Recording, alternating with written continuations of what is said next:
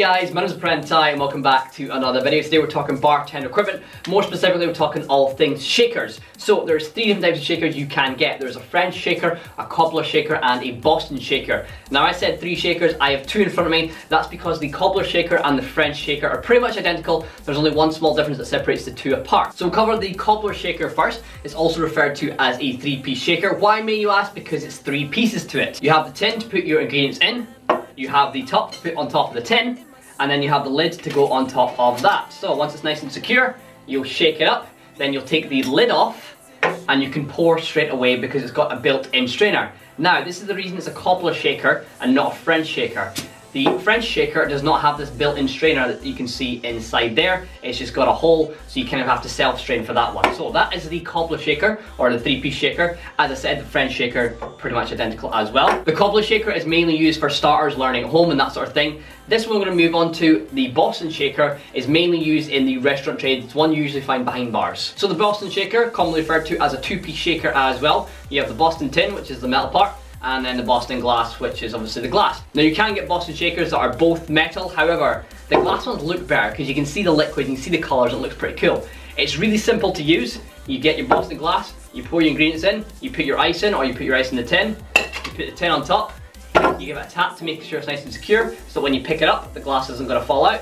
You turn the glass behind you. The reason you turn the glass behind you is because if you're shaking and you haven't sealed it properly, if you're shaking this way and the glass flies off, it's going to go all over the customers in front of you.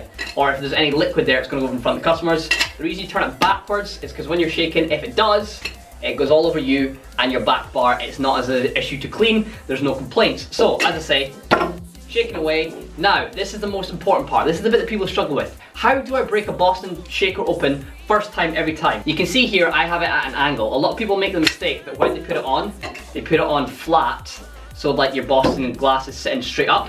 That makes it difficult. One, it's not very secure, and two, it's harder to crack open. So the best way to do it is you find the seam where the tin and the glass meet.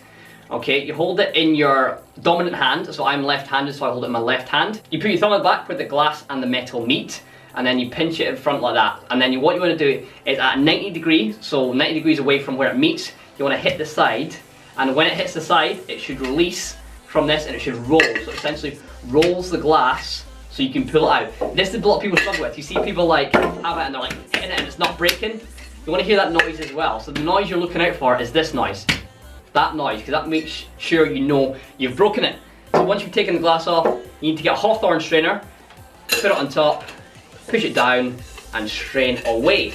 So that's the difference between a Boston shaker and a Cobbler shaker. Now, this usually only holds enough for one cocktail.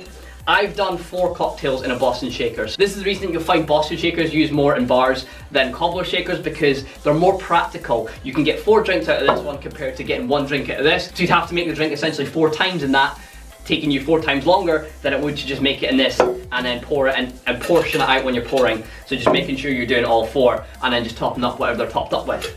So that is the shakers. Hope you've learned something. So that being said, that's pretty much going to wrap up today's video. Hope you guys have enjoyed it. If you have, feel free to drop a like rating. It'd be muchly and greatly appreciated. I want to get your guys' opinion and feedback on this as well. Did you know this? Did you not? Did it help you or did it not? Make sure you let me know in the comment section down below. If you guys are new around here as well, please make sure you click that button to subscribe. Click the bell as well to join the notification squad. If you want to check any of my social media, links to them will be in the description. And that, guys, until next time, I've been ThePrenti and I'll see you in the next one.